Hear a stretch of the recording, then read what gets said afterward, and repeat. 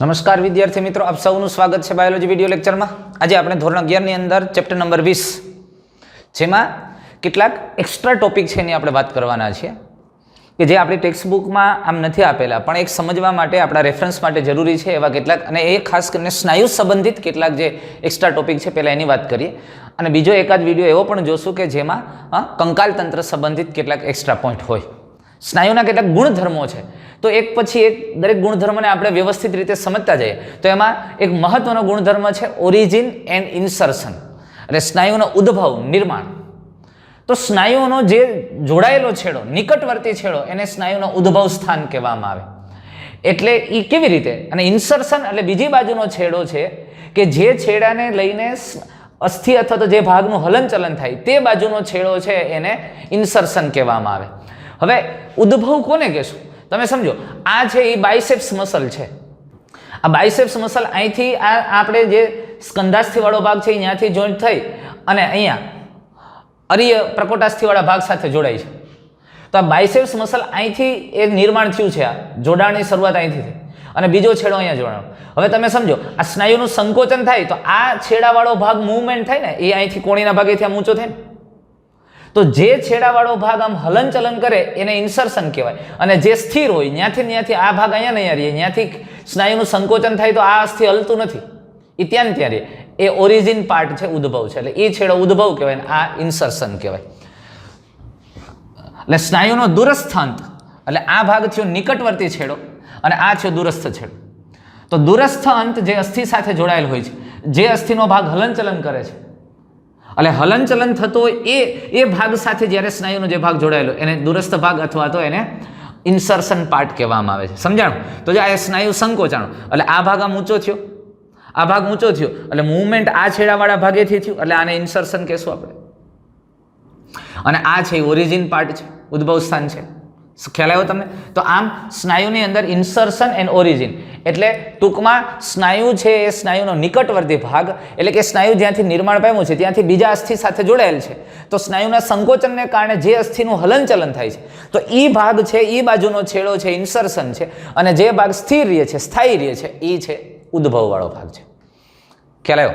તો આ ઉપરાંત બીજી એક લાક્ષણિકતા છે ઉત્તેજના, એક્સાઇટેબિલિટી. એક્સાઇટેબિલિટી એટલે સ્નાયુને ઉત્તેજના છે, એ ઉત્તેજના મળે એની સામે સ્નાયુ પ્રતિચાર આપે છે, સંકોચન શિથિલન પામે છે. એટલે સ્નાયુ આવી ઉત્તેજનાને પ્રતિચાર આપે છે. આ ઉત્તેજના કેવી હોઈ શકે? ઉત્તેજના સામાન્ય રીતે મોટે ભાગે આપણા કોષો, આપણા શરીરની અંદર ચેતાકીય, આ ઉપરાંત રાસાયણિક, વિદ્યુતીય, ઉષ્મીય અને યાંત્રિક હોઈ શકે. કોઈ પણ આવી ઉત્તેજના સામે સ્નાયુ એક પ્રતિચાર આપે છે.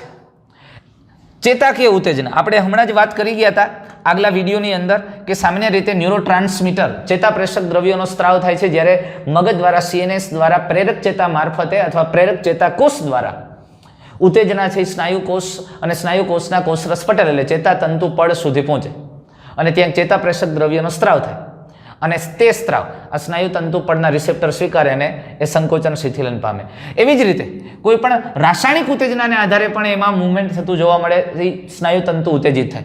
વિદ્યુતીય ફેરફાર થાય, વીજભારમાં બદલાવ થાય છે, તો એને કારણે પણ આ ચેતાતંતુ સ્નાયુ તંતુ છે ઉત્તેજિત થાય છે. આ ઉપરાંત ઉષ્મીય અને યાંત્રિક, અને એમાં મિકેનો રિસેપ્ટર પણ આવેલા હોય સ્નાયુ તંતુ પડમાં. કેટલાક યાંત્રિક ફેરફારોને થઈને પણ સ્નાયુ તંતુ ઉત્તેજિત થઈ શકે છે, એટલે કે એ પ્રતિચાર દર્શાવે છે આવી ઉત્તેજનાઓ સામે. એટલે એ એક્સાઇટેબિલિટીની વાત કરીએ તો સ્નાયુ છે એ ઉત્તેજનાની સામે પ્રતિચાર આપે, સંકોચન શિથિલન પામી શકે છે. અને કેવી ઉત્તેજનાઓ હોઈ શકે? ચેતાકીય હોય, રાસાયણિક, વિદ્યુતીય, ઉષ્મીય અને યાંત્રિક ઉત્તેજનાઓ સામે તે પ્રતિચાર આપે છે. ત્યાર પછી કંડક્ટિવિટી, બીજી એની મહત્વની લાક્ષણિકતા છે કંડક્ટિવિટી, વાહકતા.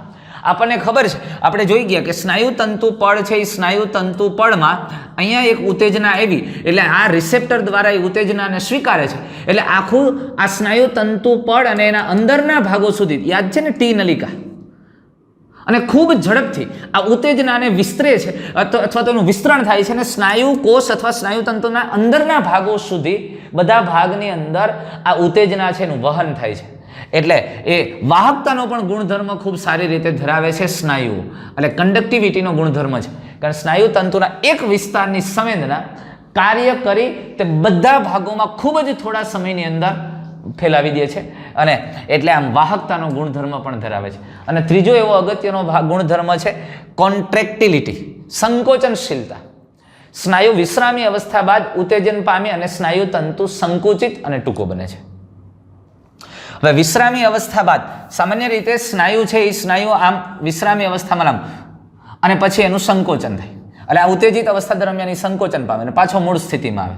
સામાન્ય રીતે આમ તમે જુઓ ને તો સ્નાયુની અંદર માનો કે અહીંથી ઉત્તેજના મળે, એટલે ઉત્તેજના મળ્યા પછી એ થોડા સમય માટે અહીંયાથી ઉત્તેજના, અહીંયા 0 ટાઈમ દરમિયાન ઉત્તેજના મળે છે અને ત્યાર પછી થોડા સમય માટે એનું સંકોચન નથી થતું. એટલે કે સંકોચન થતું નથી, ઇટ મીન્સ અહીંથી ઉત્તેજના આવે છે ને એ ઉત્તેજનાનું પ્રસરણ અંદરના ભાગો સુધી થાય અને ત્યાંથી કેલ્શિયમ મુક્ત થાય અને એ કેલ્શિયમ ટ્રોપોનિન સાથે જોડાય અને જ્યારે એક્ટિન માયોસિન શીર્ષનું જોડાણ થાય અને સેતુ નિર્માણની પ્રક્રિયા થાય અને આ એક્ટિન તંતુને માયોસિનના શીર્ષ આમ ખેંચે ત્યારે સ્નાયુ સંકોચન થાય. તો એ ઉત્તેજનાથી ત્યાં સુધીનો સમય છે એને લેટેન્ટ પીરિયડ કહેવામાં આવે. કેવો પીરિયડ કહેવાય? લેગ ફેઝ અથવા લેટન્ટ પીરિયડ. અને ત્યાર પછી સ્નાયુ સંકોચન પામે. એટલે આ અવસ્થા એ સ્નાયુ સંકોચનની અવસ્થા. એટલે જુઓ, આ ભાગને લેટન્ટ પીરિયડ કહેવામાં આવે અથવા તો લેગ ફેઝ તરીકે પણ ઓળખાય અને તે ખૂબ ઓછો હોય. સામાન્ય રીતે લગભગ એવું કહી શકીએ 0.01 સેકન્ડ જેવો હોય. અને ત્યાર પછીનો જે ભાગ છે, ત્યાર પછી અહીંયા સ્નાયુ સંકોચન પામે છે અને સંકોચન પામે છે એ એટલે ઉત્તેજના મળ્યા પછી સંકોચન થાય. એટલે સંકોચન અને ઉત્તેજના વચ્ચેના સમયગાળાને લેટન્ટ પીરિયડ કહેવાય અથવા લેગ ફેઝ કહેવાય. અને આ સંકોચનનો સમયગાળો છે. અને ત્યાર સંકોચન પામ્યા પછી પાછો એ રિલેક્સેશન અવસ્થામાં આવે, રિલેક્સ ફેઝમાં આવે, ત્યાંથી આમ આવે. આ વિશ્રામી અવસ્થા આવે, રિલેક્સ ફેઝ. આ સંકોચન ફેઝ. આ સામાન્ય રીતે 0.04 સેકન્ડ જેવો સમયગાળો હોય અને આ 0.05 સેકન્ડ જેવો સમયગાળો હોય. સમજાય વસ્તુ? તો આમ આખા આ સ્નાયુ સંકોચનની પ્રક્રિયા પૂરી થઈ, આખું ચક્ર પૂરું થયું. આ કોન્ટ્રાક્ટન ફેઝ કહેવામાં આવે, એટલે સંકોચન તબક્કો કહેવામાં આવે છે. અને આ વિશ્રામ તબક્કો અથવા રિલેક્સ ફેઝ કહેવામાં આવે, વિશ્રામ તબક્કો. અને આ લેટેન્ટ પીરિયડ કહેવામાં. ખ્યાલ આવે છે? ઉત્તેજના મળે એના પછી અમુક માઇક્રોસેકન્ડ માટે એ સંકોચન પામે એની વચ્ચેનો ગાળો એને લેટન્ટ ફેઝ અથવા લેગ ફેઝ કહેવાય. પછી સંકોચનનો સમયગાળો 0.04 સેકન્ડ સુધી અને પછી 0.05 વિશ્રામ. વિશ્રામનું સાયકલ પૂરું થાય એટલે પાછું સંકોચન થાય, વળી પાછું આ સમય, એટલે અહીંથી પૂરું થાય એટલે પાછું આ પહેલું સ્ટેપ. સમજાય વસ્તુ? તો આ વિશ્રામી અવસ્થા બાદ એટલે વિશ્રામની અવસ્થા પૂરી થાય એટલે એ પાછો ઉત્તેજન પામી અને સંકોચન પામે. અહીંયા સંકોચન થાય છે. સંકોચન થયા પછી પાછું વિશ્રામ રિલેક્સ ફેઝમાં આવે તો જ સંકોચન થાય. એ મૂળ સ્થિતિમાં આવે તો સંકોચન થાય. સંકોચન હોય ને પછી સંકોચન ન થાય, એ તો આપણને ખબર છે. તો આ રીતે સામાન્ય રીતે એની અંદર ગુણધર્મ છે. એટલે સ્નાયુ તંતુના મહત્વના 3 ગુણ આપણે જે વાત કરી, આમ ઓલરેડી ટેક્સ્ટમાં આપણે વાત કરી ગયા છે, પણ અહીંયા થોડી ડિટેલમાં વાત કરી. ઉત્તેજના આ રાસાયણિક, ચેતાકીય, વિદ્યુતકીય, ઉષ્મીય કે યાંત્રિક હોઈ શકે. કંડક્ટિવિટીનો ગુણધર્મ છે, ખૂબ ઝડપથી વહન પામે છે, પ્રસરણ પામે છે. એની અંદર કોઈ પણ ઉત્તેજના છે ઝડપથી વહન પામીને સમગ્ર વિસ્તારમાં ફેલાય છે. અને કોન્ટ્રેક્ટિલિટી એટલે સંકોચનશીલતાનો એ ગુણધર્મ ધરાવે છે. ત્યાર પછી થ્રેશોલ્ડ સ્ટિમ્યુલસ. આ થ્રેશોલ્ડ સ્ટિમ્યુલસ શું છે? કોઈ પણ ચેતાતંતુ છે એ ચેતાતંતુને ઉત્તેજિત થવું છે અથવા ચેતાતંતુ છે એ સંકોચન પામે છે. તો આ સંકોચન પામે છે ત્યારે એને સામાન્ય રીતે પ્રેરક ચેતાકોષમાંથી એને ઉત્તેજના અહીંયા પહોંચે છે. હવે પ્રેરક ચેતાકોષમાંથી જો ઉત્તેજના જ પૂરતી ન મળે તો એ ઉત્તેજના જો પૂરતી ન હોય કે જે સ્નાયુના સંકોચનને પ્રેરી શકે એવી પૂરતી ઉત્તેજના નથી તો એને સબ થ્રેશોલ્ડ મૂલ્ય કહેવાય, સબ થ્રેશોલ્ડ ઉત્તેજના કહેવાય અથવા સબ થ્રેશોલ્ડ એને સ્ટિમ્યુલસ કહેવામાં આવે. એટલે ચેતાતંતુમાંથી જે ઉત્તેજના આવે છે એ આખા સ્નાયુનું સંકોચન પ્રેરવા માટે પૂરતી નથી. સામાન્ય રીતે આપણે ઘણી વખત એમ કહીએ કે લાઇટ છે પણ એ લાઇટથી આ જે સ્ટિક છે અથવા તો ટ્યુબ લાઇટ છે એ ઉપડતી નથી, પણ તો આપણે નથી કહેતા ડીમ લાઇટ છે, બસ આ ડીમ લાઇટ અહીંયા ઉત્તેજના ડીમ છે એને સબ થ્રેશોલ્ડ સ્ટિમ્યુલસ કહેવામાં આવે, સબ થ્રેશોલ્ડ ઉત્તેજના કહેવાય. અને ત્યારે સ્નાયુ સંકોચન પામતો નથી. તો અહીંયા ઉત્તેજનાનું પણ એક મિનિમમ અમાઉન્ટ હોય અને અહીંયા ઉત્તેજના એટલે એક પ્રકારનો વીજ પ્રવાહ જ છે. અહીંયા વિદ્યુતકીય ફેરફારો જ થાય છે. ઉત્તેજના આવે, ચેતાતંતુ, પ્રેરક ચેતાતંતુ આવે ત્યારે એમાં વીજભારમાં ફેરફાર થાય, ન્યુરોટ્રાન્સમીટર મુક્ત થાય છે. તો આ ઉત્તેજના જો પૂરતી ન હોય અને આખા સ્નાયુનું સંકોચન પ્રેરવા માટે પૂરતી નથી તો એને સબ થ્રેશોલ્ડ મૂલ્ય કહેવાય. અને જો પૂરતી હોય તો એને થ્રેશોલ્ડ સ્ટિમ્યુલસ કહેવામાં આવે. એટલે થ્રેશોલ્ડ મૂલ્ય એટલે એવી ઉત્તેજના કે જેના દ્વારા સ્નાયુનું સંકોચન પ્રેરી શકાય છે. જો થ્રેશોલ્ડ મૂલ્યથી ઓછી હોય તો સબ થ્રેશોલ્ડ મૂલ્ય કહેવાય, અને જો થ્રેશોલ્ડ મૂલ્યથી વધારે હોય એટલે ઉત્તેજના ખૂબ વધારે આવે તો એને સુપ્રા થ્રેશોલ્ડ ઉત્તેજના કહેવામાં આવે. પણ થ્રેશોલ્ડ સ્ટિમ્યુલસ એટલે શું? થ્રેશોલ્ડ ઉત્તેજના એટલે એવી ઉત્તેજના કે જે સ્નાયુના સંકોચન માટે પૂરતી છે, જેનાથી સ્નાયુનું સંકોચન થઈ શકે. અને જો એ ઉત્તેજના થોડી ઓછી છે એટલે એ સંકોચનને પ્રેરી નથી શકતું તો સબ થ્રેશોલ્ડ છે. અને ઉત્તેજના ખૂબ વધારે છે તો એને, જે હોવી જોઈએ એનાથી વધારે છે તો એને સુપ્રા થ્રેશોલ્ડ ઉત્તેજના કહેવાય. પણ ઘણી વખત એવું થાય, માનો કે આપણે એક ગ્રાફ દોરીએ, એના દ્વારા સમજીએ કે અહીંયાથી એક ઉત્તેજના આવે છે, આ સામાન્ય ઉત્તેજના છે જેનાથી સ્નાયુનું સંકોચન નથી થઈ શકતું. આ ઉત્તેજના અહીંયા સુધીનો આ એક વીજ પ્રવાહ એટલે અથવા તો ચેતાતંતુ દ્વારા ઉત્તેજના પસાર થાય છે ને એ ઉત્તેજનાને કારણે આ સ્નાયુનું સંકોચન નથી થતું. પણ એક સબ થ્રેશોલ્ડ ઉત્તેજના હોય ને તાત્કાલિક એની સાથે બીજી સબ થ્રેશોલ્ડ આવે તો આ સ્નાયુ ઉત્તેજિત થઈ જાય. માનો કે સ્નાયુને સંકોચન પામવા માટે આટલી ઉત્તેજના પ્રાપ્ત થવી જરૂરી હતી, તો પેલી ઉત્તેજના ઓછી છે પણ એની સાથે બીજી પણ સબ થ્રેશોલ્ડ આવ્યું, એટલે એક સબ થ્રેશોલ્ડ અને બે સબ થ્રેશોલ્ડ, તો એ સ્નાયુ ઉત્તેજિત થઈ શકે છે ક્યારેક. એ સમેશન થયું, સબ થ્રેશોલ્ડ સમેશન, એટલે એક સબ થ્રેશોલ્ડ ઉત્તેજના આવીને તાત્કાલિક બીજી સબ થ્રેશોલ્ડ આવે તો ત્યારે સ્નાયુનું સંકોચન થઈ શકે છે, અને કારણ કે એને જોઈતી એવી ઉત્તેજના પ્રાપ્ત થાય છે તો આવું થઈ શકે. પણ થ્રેશોલ્ડ ઉત્તેજના એટલે કે થ્રેશોલ્ડ સ્ટિમ્યુલસ, સબ થ્રેશોલ્ડ સ્ટિમ્યુલસ અને સુપ્રા થ્રેશોલ્ડ સ્ટિમ્યુલસ, સમજાણું ને ભાઈ? એટલે જે ઉત્તેજના સ્નાયુના સંકોચનને પ્રેરી શકે એને થ્રેશોલ્ડ કહેવાય. આ થ્રેશોલ્ડથી ઓછી છે તો એને સબ થ્રેશોલ્ડ કહેવાય, અને થ્રેશોલ્ડથી વધી જાય તો એને સુપ્રા થ્રેશોલ્ડ ઉત્તેજના કહેવામાં આવે, સ્ટિમ્યુલસ કહેવામાં આવે. ત્યાર પછી એક અગત્યનો ગુણધર્મ છે ઓલ ઓર નન લો. આ પણ ખૂબ મહત્વની વાત છે, ઓલ ઓર નન લો. સ્નાયુ તંતુનો પ્રતિકાર વધુમાં વધુ હોય છે, ભલે પછી ઉત્તેજના એ થ્રેશોલ્ડ મૂલ્ય અથવા તો સુપ્રા થ્રેશોલ્ડ મૂલ્ય હોય. કહેવાનો મતલબ અહીંયા એ છે કે સ્નાયુ છે એ સ્નાયુ, તમે સમજો સ્નાયુમાં તો ઘણા બધા સ્નાયુ તંતુ છે, અરે ઘણા બધા સમૂહ છે, સમૂહની અંદર ઘણા બધા સ્નાયુ તંતુ છે. કાં તો બધા જ સ્નાયુ તંતુ એક સાથે સંકોચાય છે અને અથવા એ કંઈ નથી સંકોચન પામતું. પછી ઉત્તેજનાનું મૂલ્ય થ્રેશોલ્ડ હોય, સુપ્રા થ્રેશોલ્ડ હોય તો એનું સંકોચન બધાનું એક સાથે થાય, અને ન થાય તો એ કંઈ ન થાય. એટલે કાં બધા અને કાં એ કંઈ નહીં, ઓલ ઓર નન. ઓલ એટલે બધા અથવા તો નન એટલે એ કંઈ નહીં. તો સ્નાયુ તંતુમાં તો ઘણા બધા તંતુઓ છે. માનો કે સામાન્ય રીતે ઉત્તેજના છે, ઉત્તેજના જો આ થ્રેશોલ્ડ મૂલ્ય છે, આ અહીંયા આપણે આવા 3 ગ્રાફ હું દોરું અને ત્રણેયમાં આ થ્રેશોલ્ડ મૂલ્ય છે. જો ઉત્તેજના થ્રેશોલ્ડ મૂલ્ય સુધીની હોય તો આખો સ્નાયુ સંકોચન પામે છે. માનો કે ઉત્તેજના છે થ્રેશોલ્ડ મૂલ્યથી વધારે છે, સુપ્રા થ્રેશોલ્ડ છે, તો પણ એટલો જ સ્નાયુ સંકોચન પામશે, તો એમાં કાંઈ બીજું વધારે નથી થતું. અને થ્રેશોલ્ડ મૂલ્યથી ઓછી છે તો સ્નાયુ સંકોચન જ નહીં પામે. એટલે કાં તો આખો સ્નાયુ સંકોચન, બધા જ તંતુઓ સંકોચન પામે ને કાં એ કંઈ નહીં. એટલે ઓલ ઓર નન લો કીધું.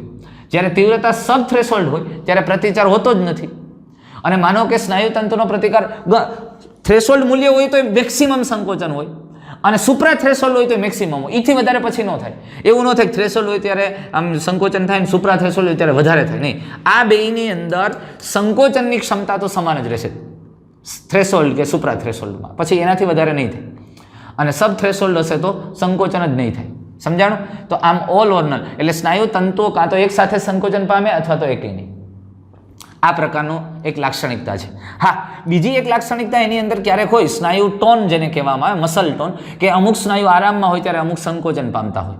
એ એક બીજી વ્યવસ્થા છે. પણ ઓલ ઓર નન લો એવું કહેવા માંગે છે કે સ્નાયુની અંદર એવું ન થાય કે થોડીક અડધા સ્નાયુ તંતુ સંકોચન પામે, જે થ્રેશોલ્ડ મૂલ્યને આધારે જેમ જેમ થ્રેશોલ્ડ મૂલ્ય વધતું જાય એમ એમાં રહેલા સ્નાયુ તંતુ વધુને વધુ સંકોચન પામતા જાય. આવી સ્થિતિ નિર્માણ થતી નથી. કાં થ્રેશોલ્ડ કે સુપ્રા થ્રેશોલ્ડ હોય એનું સંકોચન સરખું થાય, અને સબ થ્રેશોલ્ડ હોય તો થાય જ નહીં. બસ આ વ્યવસ્થા. પેરાલિસિસ એ તો આપણને ખબર છે, માયસ્થેનિયા ગ્રેવિસ એવી જ આ વાત છે કે કાં તો ચાલક ચેતામાંથી પુરવઠો નથી મળતો તો પણ થાય, અથવા તો સ્નાયુના રિસેપ્ટર જ નાશ પામી ગયા છે તો. પણ અત્યારે જે આપણને પેરાલિસિસની વાત કરી છે તો સ્નાયુના સંકોચન માટે જે મગજમાંથી ઉત્તેજના લાવે છે એવી પ્રેરક ચેતાતંતુ છે, એ પ્રેરક ચેતાતંતુમાં કોઈ ખામી સર્જાણી છે અને એ કાર્ય કરી શકતા નથી, અને ચાલક ચેતાનો પુરવઠો આવેગ સંપૂર્ણપણે બંધ થઈ ગયો છે, અને તેથી સ્નાયુનું સંકોચનનું કાર્ય બંધ થઈ જાય છે, કારણ કે સ્નાયુ ઉત્તેજિત જ થતા નથી, અને એટલે પેરાલિસિસ આવી જાય છે. એક ભાગ આખો ખોટો થઈ શકે છે, એવું થઈ શકે. શિવરિંગ, ધ્રુજારી, અનૈચ્છિક સ્નાયુઓનું સંકોચન શરીરને હુંફાળું બનાવે. એટલે આપણા સ્નાયુઓનું. અને આ ઉપરાંત ઐચ્છિક સ્નાયુનું અનૈચ્છિક સંકોચન. અરે કંકાલ સ્નાયુ ઐચ્છિક સ્નાયુ છે, પણ જ્યારે તમારા શરીરનું ટેમ્પરેચર નીચું જાય છે અને તમારી પાસે કાંઈ ઓઢવા માટે બીજું કાંઈ છે ને, તો એમને ખબર અંદરથી થાય, દાઢી ડગડગ થાય, આમ હાથ પગ ધ્રુજે, તો એ તો ઐચ્છિક સ્નાયુ છે. પણ એ ઐચ્છિક સ્નાયુનું અનૈચ્છિક સંકોચન થાય છે અને જેથી કરીને અંદર તાપમાન વધે છે. કારણ કે સ્નાયુના સંકોચન દરમિયાન એટીપી ને તૂટે છે એટલે ઉર્જા ઉત્પન્ન થાય છે અને એ ઉર્જા છે, એ ઉર્જા આપણા શરીરના તાપમાનને જાળવવા માટે ઉપયોગી છે, મદદરૂપ છે. અને એટલે આ સામાન્ય રીતે ઐચ્છિક સ્નાયુનું સંકોચન પણ આપણા શરીરને હુંફાળું બનાવે અને ઐચ્છિક સ્નાયુનું અનૈચ્છિક સંકોચન પણ શરીરને હુંફાળું જાળવે છે. અને મોટે ભાગે તો ઐચ્છિક સ્નાયુનું અનૈચ્છિક સંકોચન જ એ પ્રક્રિયામાં મહત્વનો ભાગ ભજવે. કારણ કે અનૈચ્છિક સ્નાયુઓ છે ને, એ તો ધીમી રીતે કાર્ય કરે, પણ છતાંય શરીરના ટેમ્પરેચરને જાળવવા માટે મદદરૂપ તો થાય જ છે. મસલ ટેન્શન, સ્નાયુ તણાવ.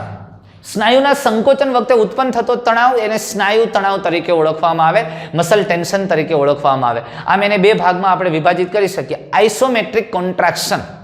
હવે જો આઇસોમેટ્રિક કોન્ટ્રાક્શન શું કહે છે? લંબાઈ સરખી પણ બળ બદલાય છે, થતું કાર્ય શૂન્ય છે. એટલે તમે સમજી લો કે આપણે એમ નક્કી કર્યું કે મારે આ દિવાલને એમ ધક્કો મારવો છે. હવે દિવાલને ધક્કો મારવો છે ત્યારે તમે આમ બળ લગાડો છો, પહેલા ધીમું લગાડો, પછી ખૂબ બળ લગાડો, પણ તમારા હાથની પોઝિશન કે તમારી પોઝિશન નહીં બદલાય, દિવાલ ધક્કો, થતું કાર્ય શૂન્ય છે. પણ તમારા દ્વારા લાગતા બળમાં ફેરફાર થાય, છતાંય સ્નાયુ છે એ ટૂંકા થતા નથી. તમે નથી ઉપડી શકીએ એવી, માનો કે 3 મણની વસ્તુ છે ને, તમે આમ એક હાથે ઉપાડવા જાઓ, 60 કિલો વજન, 50 કિલો વજન છે ને, તમે આમ એક હાથે ઉપાડવા જાઓ છો. તમે આમ ઉપાડવા જાઓ છો, આમ ઊંચું, પણ ઉપડતું નથી. એટલે તમે બળ લગાડો છો, અહીંયા લાગતું બળ છે વધુ છે, સ્નાયુઓ મેક્સિમમ કરે છે, બળ બદલાય છે. પહેલા તમે ધીમું બળ લાગતું હતું, પછી વધારે બળ લાગે છે, પણ છતાંય સ્નાયુ ટૂંકા નથી થઈ શકતા અને કાર્ય શૂન્ય છે. એટલે અચલ પદાર્થને ધક્કો મારવો એ આ પ્રકારનું. અને ત્યારે થતું કોન્ટ્રાક્શન સંકોચન છે એને આઇસોમેટ્રિક સંકોચન અથવા તો કોન્ટ્રાક્શન કહેવાય. આઇસોટોનિક કોન્ટ્રાક્શન. સામાન્ય રીતે કોઈ પણ તમારાથી ઉપડી શકે એવી વસ્તુ છે. આ એક સિમ્પલ વાત કરું છું, આથી મોટી વસ્તુ હોય તો પણ ચાલે, પણ આ એક વસ્તુ છે, માનો કે આપણાથી ઉપડી શકે એમ છે, મારે આના ઉપર લેવી છે, તો આ બળ એટલું ને એટલું લાગે છે, છતાં આપણા સ્નાયુનું સંકોચન થાય છે, એટલે સ્નાયુની લંબાઈમાં ફેરફાર થાય છે અને બળ એટલું ને એટલું છે. જે કાર્ય થાય છે, ચાલવું, ભાર ઊંચકવો, એ બધામાં બળ સમાન લાગશે, પણ સ્નાયુની લંબાઈમાં ફેરફાર થશે. તો આને મસલ ટેન્શન એટલે સ્નાયુ ઉપર આવતું તાણ કહેવામાં આવે. સ્નાયુ સંકોચનની પ્રક્રિયાની ઝડપ, કંકાલ સ્નાયુ છે, કંકાલ સ્નાયુની ઝડપ 0.1 સેકન્ડ હોય. મેં હમણાં તમને ઓલું કીધું ને એ પ્રકારે આપણે કીધું ને, લેટન્ટ ફેઝ, સંકોચન અને રિલેક્સેશન ફેઝ. લેટન્ટ ફેઝ છે એનો સમયગાળો છે 0.01 સેકન્ડ છે, સંકોચનનો સમયગાળો 0.04 અને વિશ્રામી અવસ્થા રિલેક્સ ફેઝ છે એ 0.05. એટલે આખું કંકાલ સ્નાયુનું સંકોચનની પ્રક્રિયા આખું ચક્ર પૂરું થવામાં 0.1 સેકન્ડ લાગે છે. ત્યાર પછી હૃદ સ્નાયુને 0.8 અને લીસા સ્નાયુ છે ને 46 સેકન્ડ જેવો પ્રતિ સંકોચન આખું ચક્ર પૂરું કરવા માટેનો સમય લાગે છે. એટલે એના સંકોચન અને વિશ્રામી અવસ્થાનો ગાળો લાંબો હોય છે. પછી રાઇગર માર્ટિસ અથવા રિગર મોર્ટિસ. હવે રિગર મોર્ટિસ સામાન્ય રીતે વ્યક્તિના મૃત્યુ બાદ એટીપીનું મળવું બંધ થઈ જાય. હવે આપણને ખબર છે સ્નાયુના સંકોચન શિથિલનની પ્રક્રિયાની અંદર આ એક્ટિન અને માયોસિન તંતુ વચ્ચે સેતુ નિર્માણ થાય છે. અને સેતુ નિર્માણ થાય ત્યારે એટીપી જોડાવું ને એટીપીનું તૂટવું, આ બે પ્રક્રિયા ખૂબ અગત્યની. જ્યારે આ સ્નાયુઓ એક્ટિન તંતુને આમ ખેંચે છે અને આ શીર્ષ અહીં આવે ત્યારે આ સેતુ નિર્માણ તૂટે, કારણ કે નવો એટીપી જોડાય. હવે તો એક સાથે કેટલા બધા આવા સેતુ નિર્માણ થયા હોય, આ એક સેતુને આમ જોડી રાખીને બીજો સેતુ અહીંથી એટીપી જોડાય એટલે આ સેતુ તૂટે અને પાછો આગળ જઈને જોડાય, એટીપીનું વિઘટન થાય પાછું આમ ખેંચે. આમ વારાફરતી બધા સેતુ એક પછી આમ એક્ટિન તંતુને અંદર તરફ ખેંચે છે. તો આ જે સેતુ નિર્માણની પ્રક્રિયા છે, એ સેતુ નિર્માણ થવું અને તૂટવું એ પ્રક્રિયા માટે એટીપી ખૂબ જરૂર. અને કોઈ પણ તમને યાદ કરો, આ સેતુને તૂટવા માટે એટીપી જોડાવવો જરૂરી છે. હવે ખરેખર સ્નાયુનું સંકોચન થયું એટલે એક્ટિન તંતુ સાથે માયોસિન શીર્ષ આમ ખેંચીને બેઠા છે અને સંકોચાયેલો છે. જ્યાં સુધી સ્નાયુ સંકોચાયેલો છે ત્યાં સુધી માયોસિનના શીર્ષ એક્ટિન તંતુને આમ પકડી રાખેલા છે. હવે સ્નાયુ શિથિલ ક્યારે થાય? તો કે આ શીર્ષ સાથે નવો એટીપી જોડાય અને એટીપી જોડાય એટલે આ એક્ટિન અને માયોસિન શીર્ષનું આ જે સેતુ નિર્માણ હતા એ સેતુ તૂટે અને સેતુ તૂટે એટલે એક્ટિન તંતુ પાછા મૂળ સ્થિતિમાં જાય. બરોબર ને? પણ સામાન્ય રીતે માણસ જીવે છે ત્યાં સુધી કોષની અંદર પૂરતા પ્રમાણમાં એટીપી છે અને સ્નાયુમાં જ્યારે તમે કામ કરો ને ત્યારે શક્તિના જથ્થા તરીકે મુખ્યત્વે સૌથી પહેલા એટીપી વપરાય. એટીપી પછી ક્રિએટિન ફોસ્ફેટ. યાદ કરો, આપણે આવી ગયું શરૂઆતમાં જ વાત કરી હતી ઉત્સર્જનવાળા ચેપ્ટરમાં, ક્રિએટિન ફોસ્ફેટ. તો આ ક્રિએટિન ફોસ્ફેટમાંથી ફોસ્ફેટનો ભાગ છૂટો પડીને શક્તિ મુક્ત થાય, એનો ઉપયોગ કરે. એ ન હોય તો ત્રીજો ઓપ્શન તમને ખબર છે, ગ્લાયકોજનમાંથી સીધું લેક્ટિક એસિડ, એટલે ગ્લાયકોજનમાંથી ગ્લુકોઝ બને, ગ્લુકોઝમાંથી લેક્ટિક એસિડ, અજારક શ્વસન. યાદ કરો, અને આમ શક્તિ મેળવી. પણ માણસનું મૃત્યુ થઈ જાય ત્યારે એટીપી કે આ કાંઈ કામ નથી હોતું, આ એક પણ વસ્તુ.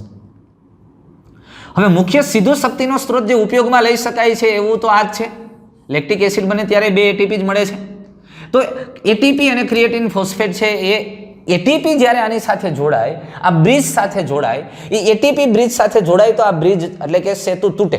હવે આ સેતુ તૂટે તો પાછું એક્ટિન તંતુ પોતાની મૂળ સ્થિતિમાં આવે. હવે માનો કે કોઈ મનુષ્ય છે, મનુષ્ય આમ હાથ રાખી અને એ એક્સપાયર થઈ ગયો, એનો હાથ આમ હતો ને એક્સપાયર થઈ ગયો, તો બહુ શરૂઆતના સમયમાં જો કોઈ એને ખેંચીને હાથ સીધો કરશે તો થઈ જશે. પણ જો સમય નીકળી જશે તો પછી આ હાથને કદાચ 2 જણા ખેંચીને આમ કરશે તો નહીં થાય. કેમ? કારણ કે એના સ્નાયુ આ પોઝિશનમાં હતા અને એક્ટિન અને માયોસિનના શીર્ષ એ જ સ્થિતિમાં જોડાઈને પડ્યા છે. હવે એ સેતુ તૂટતા નથી. એક્ટિન અને માયોસિનના જે સેતુ છે એ સેતુ તૂટતા નથી. કેમ નથી તૂટતા?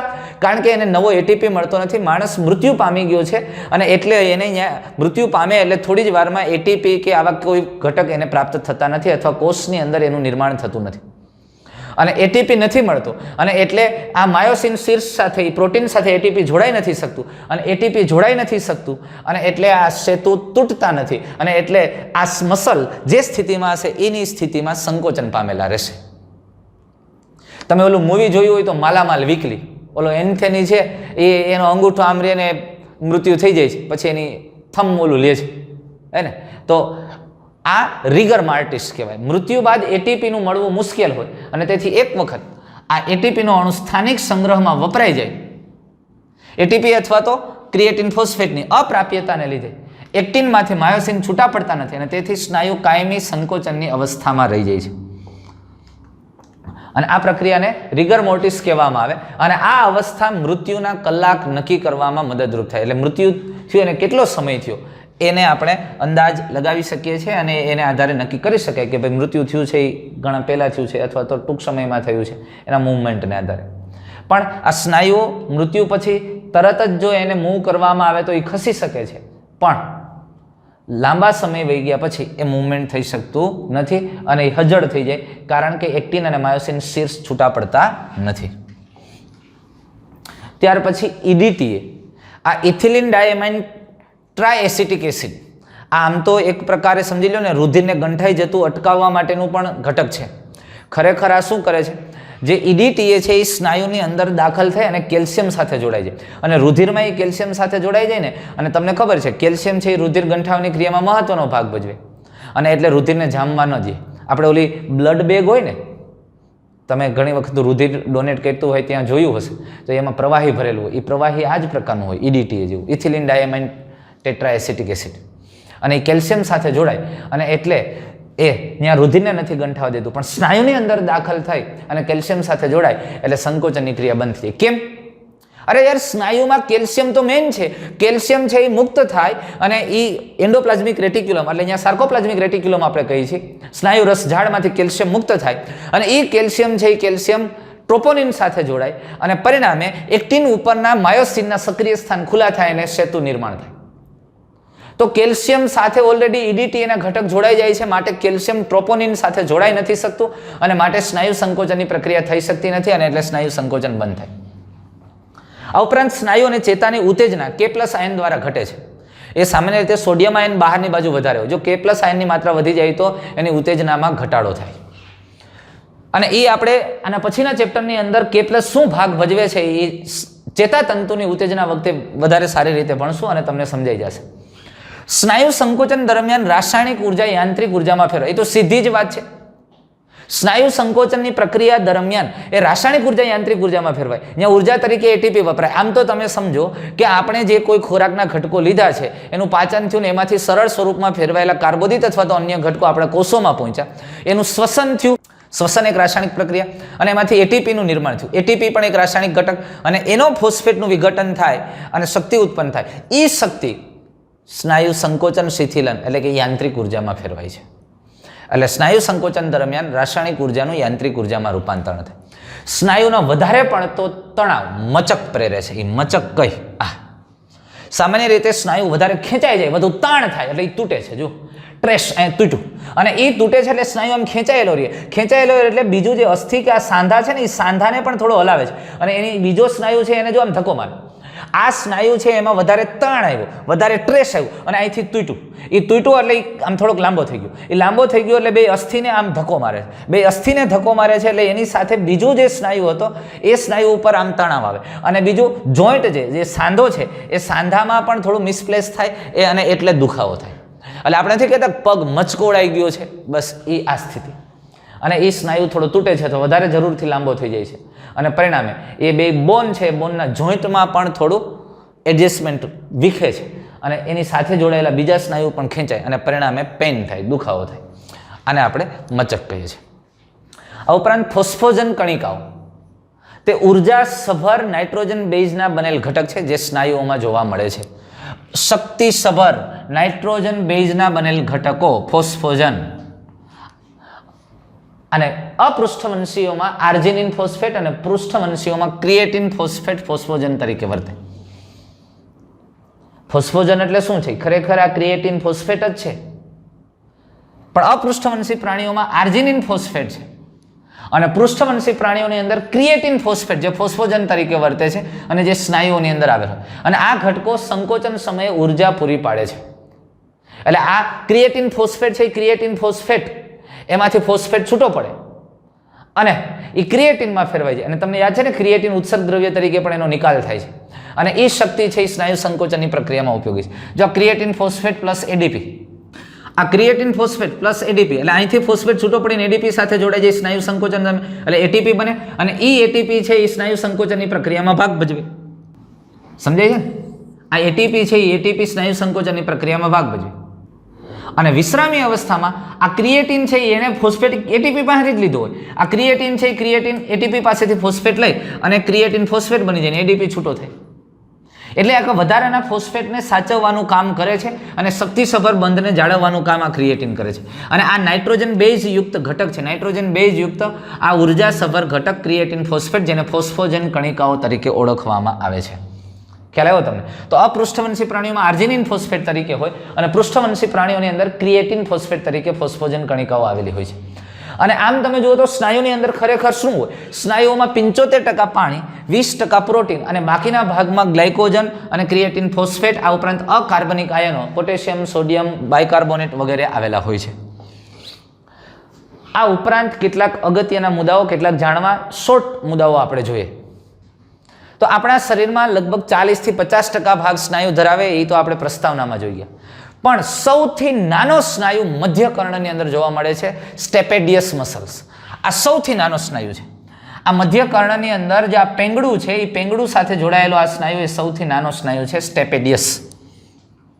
ત્યાર પછી મનુષ્યમાં જેટલા સ્નાયુ તંતુઓ સાથે જન્મે છે એટલા જ સ્નાયુ તંતુઓ સંપૂર્ણ જીવનકાળ દરમિયાન જળવાય છે.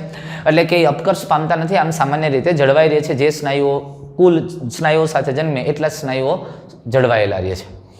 જ્યારે તમને ઠંડીનો અનુભવ થાય ત્યારે આપણા ઐચ્છિક સ્નાયુઓ અનૈચ્છિક રીતે સંકોચન પામે છે અને એ અનૈચ્છિક સંકોચન એ ધ્રુજારી પ્રેરે છે અને જે શરીરના તાપમાનને જાળવવામાં મહત્વનો ભાગ ભજવે છે.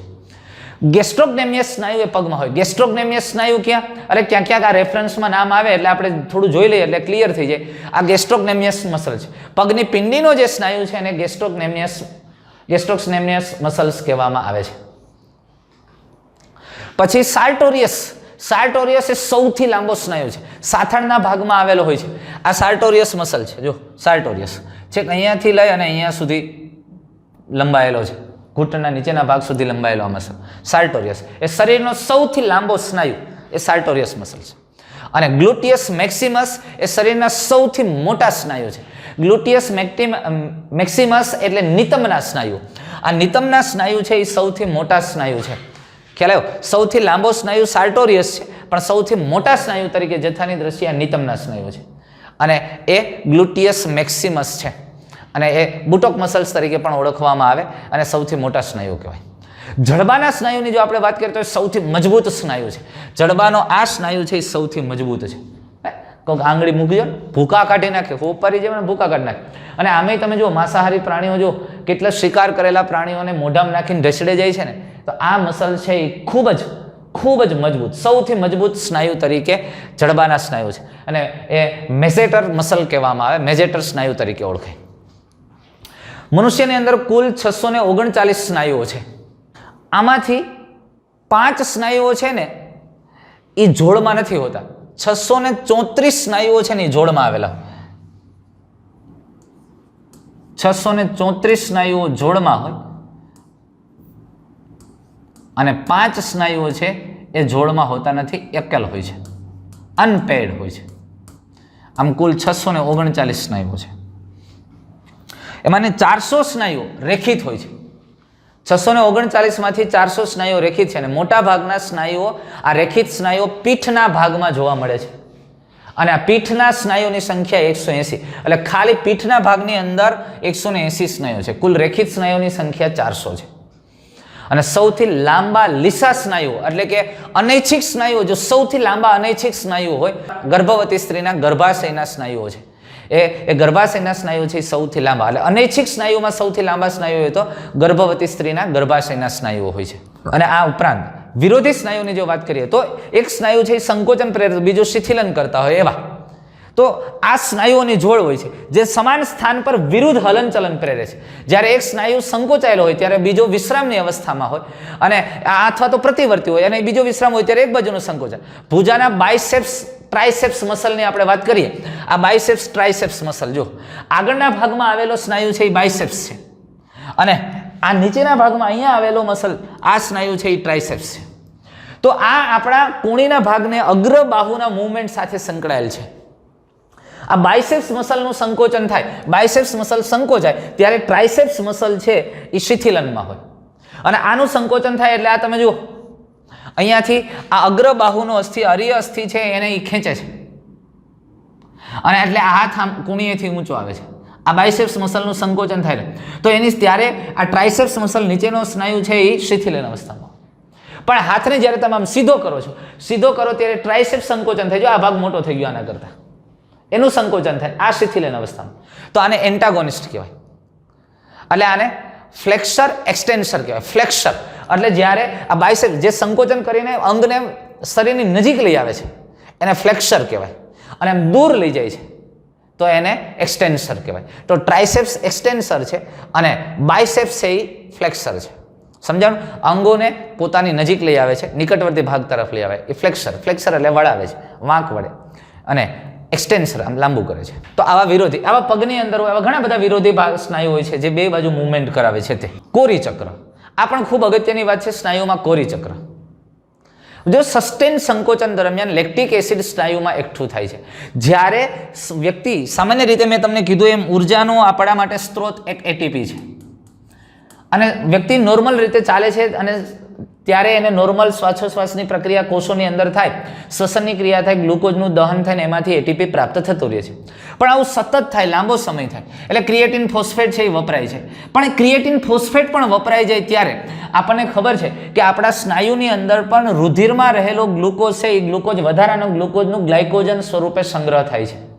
ક્યાં ક્યાં ગ્લાયકોજન સ્વરૂપે સંગ્રહ થાય? રુધિરનો જે ગ્લુકોઝ છે એ ગ્લુકોઝનો સંગ્રહ બે જગ્યાએ થાય. તમને ખબર છે એ ગ્લુકોઝનો સંગ્રહ ગ્લાયકોજન સ્વરૂપે બે જગ્યાએ થાય. ક્યાં? એક સ્નાયુમાં થાય, સ્નાયુની અંદર ગ્લાયકોજન સ્વરૂપે એનો સંગ્રહ થાય અને બીજો સંગ્રહ થાય એનો યકૃત કોષોની અંદર ગ્લાયકોજન સ્વરૂપે. આ ગ્લુકોઝને ગ્લાયકોજનમાં ફેરવે છે ઇન્સ્યુલિન અંતઃસ્ત્રાવ, એ પણ તમને ખબર છે. આ ઇન્સ્યુલિન સ્નાયુની અંદર વધારાના ગ્લુકોઝને ગ્લાયકોજનમાં સાચવીને મૂકી દે અને કેટલાક યકૃત કોષોમાં કરી નાખે. પણ કોરી ચક્રની પ્રક્રિયા છે એ યકૃત કોષ અને સ્નાયુ કોષની બેનથી થઈને થતી પ્રક્રિયા છે. પણ ખરેખર શું થાય છે કોરી ચક્રમાં? જ્યારે સ્નાયુનું સંકોચન, શિથિલનની પ્રક્રિયા અને સ્નાયુ સતત સંકોચન પામે ત્યારે આ સોર્સ ઓછા થાય છે, ત્યારે શક્તિ જ્યારે ઘટે, ક્રિએટિન ફોસ્ફેટ વપરાય જાય ત્યારે આ સ્નાયુની અંદર રહેલું જે સ્નાયુમાં જે ગ્લાયકોજન છે એ ગ્લાયકોજન છે એનું વિઘટન થાય. ગ્લાયકોલાઇસિસની પ્રક્રિયા થાય. ગ્લાયકોજીનોલાઇસિસ. અને ગ્લાયકોજીનોલાઇસિસ થાય એટલે ગ્લાયકોજનનું વિઘટન થાય. હા, આ ગ્લાયકોજીનોલાઇસિસ થાય એટલે એમાંથી ગ્લુકોઝ બને, અને ગ્લુકોઝમાંથી તમને ખબર છે કે આ ગ્લાયકોજનનું વિઘટન થઈને એમાંથી શું બને? લેક્ટિક એસિડ બને. સ્નાયુમાં જ્યારે હવે ખરેખર પ્રક્રિયા એવી થાય છે કે સ્નાયુમાં સતત સંકોચન શિથિલનની પ્રક્રિયા થાય છે અને સતત કર્યા કરીએ છીએ આપણે, વધુ પડતી એક્સરસાઇઝ કરીએ છીએ, વધુ ચાલીએ છીએ. તો શરૂઆતમાં એટીપીની બધું વપરાય છે, નોર્મલ છે, પણ હવે ધીમે ધીમે એનર્જી ખૂટે છે, ઘટે છે. ત્યારે એમાં આ સંગ્રહાયેલું ગ્લાયકોજન છે એનું પહેલાં વિઘટન થઈને ગ્લુકોઝ બને. એ ગ્લુકોઝનું અજારક શ્વસન થાય.